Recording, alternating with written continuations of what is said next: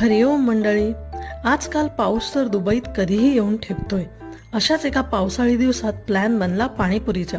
मग काय, एकीकडे रगडा, एकीकडे पॅटीस, एकीकडे तिखट गोड पाणी, तर एकीकडे स्पेशल पुऱ्या. त्या क्रिस्पी पॅटीसवर गरम गरम रगडा, तिखट गोड पाणी, कांदा आणि शेव. आहा, क्या बात है. लहानांपासून मोठ्यांपर्यंत सगळ्यांनीच ताव मारला पाणीपुरीवर. मित्रांसोबत असे क्षण जगण्याची मजाच काही और असते. जसा प पावसाचा, प पाणीपुरीचा, द दुबईचा, तसाच द दोस्तांचा.